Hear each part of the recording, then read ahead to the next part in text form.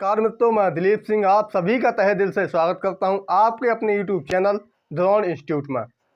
हम बौद्ध धर्म पढ़ रहे थे तो उसमें कुछ फैक्ट बचे हुए हैं, उनको और देखते हैं। इसके बाद हम जैन धर्म पढ़ रहे होंगे, तो देखते हैं कि बौद्ध धर्म में बचा क्या है। बहुत सारे फैक्ट हम इनके बारे में पढ़ चुके हैं, तो अब देखते हैं कि मठ क्या है। बौद्ध मठ जैसे अपने यहाँ क्या होते हैं कि मंदिर हो गए ऐसे, तो इसी तरह क्या होते हैं बौद्धों के क्या होते हैं मठ होते थे। तो देखते हैं इनके मठ कहाँ कहाँ हैं, उसी पे हम चर्चा करेंगे आज पूरी तरह से। तो बौद्ध मठ लद्दाख में कौन कौन से मठ है? हेमिस मठ है और ठिकसे मठ है। कौन कौन से मठ है? हेमिस मठ और ठिकसे मठ है। तो बौद्ध के जो मठ हैं, मतलब बौद्ध मठ, मठ का मतलब क्या होता है कि स्थान। कैसे कि जैसे अपने यहाँ मंदिर हो गए, मस्जिद, तो इसी तरह क्या है बौद्धों क्या होते थे मठ होते थे। तो लद्दाख में कौन कौन से मठ है? हेमिस मठ है और ठिकसे मठ है। समझ में आ रहा है दोस्तों? हेमिस मठ है और ठिकसे मठ है। इसी प्रकार सिक्किम में भी इनके दो मठ थे, रूमटेक मठ और लिंगडम मठ। कौन कौन से मठ? रूमटेक मठ और लिंगडम मठ। हिमाचल प्रदेश में ताबो मठ, ससूर मठ और मैकलॉन्डगंज मठ।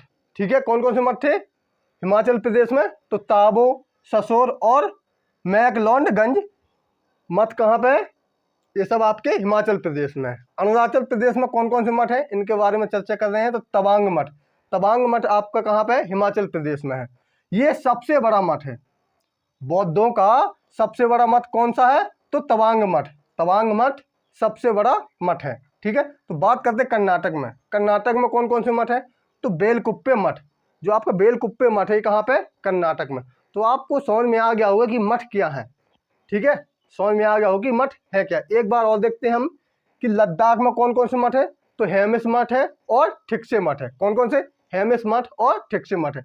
सिक्किम में कौन कौन से मठ है? तो रूमटेक मठ और लिंगडम मठ। ठीक है, हिमाचल प्रदेश में कौन कौन से मठ है? ताबो, ससोर और मैकलॉन्डगंज मठ है। यहीं पे क्या है? ये धर्मशाला है। ठीक है, जो मैकलॉन्डगंज है ना, ये क्या है? धर्मशाला है। ठीक है, इसके बाद देखते हैं अरुणाचल प्रदेश में। तो अरुणाचल प्रदेश में कौन कौन से मठ है? तवांग मठ है, सबसे बड़ा मठ है बौद्धों का। सबसे बड़ा मठ कौन सा? तवांग मठ। कर्नाटक में क्या है? बेलकुप्पे मठ। कर्नाटक में क्या है? बेलकुप्पे मठ है। तो अब बुद्ध जी की कुछ पुस्तकें हैं जिसने संकलन किया है। तो इनकी पहली पुस्तक है बौद्ध चरित।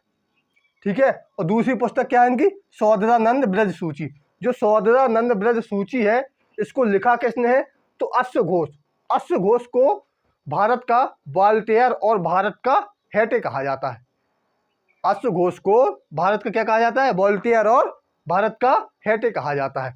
तो आपको समझ में आ गया होगा कि इनकी जो पुस्तकें हैं जैसे बौद्ध चरित और सौदरानंद ब्रज सूची। सौदरानंद ब्रज सूची है, ये किसने लिखी थी? तो अश्वघोष ने लिखी थी।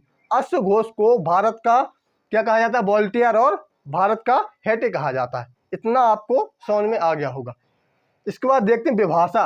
विभाषा शास्त्र है, तो इसे किसने लिखा था? विभाषा शास्त्र है, इसे किसने लिखा था? तो वसुमित्र ने इसे लिखा था। वसुमित्र ने इसे लिखा था। ये बहुत ही इंपॉर्टेंट है, ये परीक्षा में पूछी जाती है इनकी पुस्तकें। ठीक है, जो मठ है, मठ भी बहुत इंपॉर्टेंट है, इनको आप याद कर लें, ये परीक्षा में बहुत ही ज़्यादा पूछे जाते हैं। ठीक दोस्तों, बहुत ही ज़्यादा ये मठ पूछे जाते हैं। इसके बाद देखते हैं कि जो अब एक बात और है कि पहली मानव प्रतिमा पूजी जाने वाली किसकी थी? ये आपकी बुद्ध जी की थी। ये कौन सी शैली में बनाई गई थी? तो गांधार शैली में ये पुस्तक बनाई गई थी। सॉरी, पुस्तक नहीं है, प्रतिमा है। जो गौतम बुद्ध जी की ये पहली मानव प्रतिमा किसकी पूजी गई थी? तो बुद्ध जी की पूजी गई थी। और किस शैली में निर्माण हुआ था इसका? तो गांधार शैली में इसका निर्माण हुआ था। किसका? प्रतिमा का निर्माण किस में हुआ था? गांधार शैली में हुआ था। ठीक है, तो बौद्ध शिक्षा केंद्र। अब बौद्ध शिक्षा केंद्र कहाँ कहाँ पे, इसके बारे में हम चर्चा कर रहे होंगे। तो तक्षशिला में क्या है? बौद्ध शिक्षा केंद्र है। और वल्लभी में क्या है? बौद्ध शिक्षा केंद्र है। और विक्रमशिला, यहाँ पे भी क्या है? यहाँ पे भी क्या है? बौद्ध शिक्षा केंद्र है। इसके बाद करें नालंदा विश्वविद्यालय, यहाँ पे भी क्या है? बौद्ध शिक्षा केंद्र। तो बौद्ध शिक्षा केंद्र कहाँ कहाँ पे है, इसके बारे में आप समझ में आ गया होगा आपको कि तक्षशिला हो गया, वल्लभी हो गया और विक्रमशिला हो गया नालंदा विश्वविद्यालय हो गया। इसके बाद देखते हैं जो बौद्ध मान्यताएं हैं, जो बौद्ध धर्म वाले थे इन्होंने मान्यताएं किस किस को दी है, इसके बारे में चर्चा कर रहे हैं कि जो वर्ण व्यवस्था, अब वर्ण व्यवस्था क्या होती है, तो वर्ण व्यवस्था होती है जाति। तो इन्होंने इसको वर्ण व्यवस्था को नहीं माना। जो बौद्ध धर्म के लोग थे वो वर्ण व्यवस्था को नहीं मानते थे, जाति आति को नहीं मानते थे बिल्कुल भी।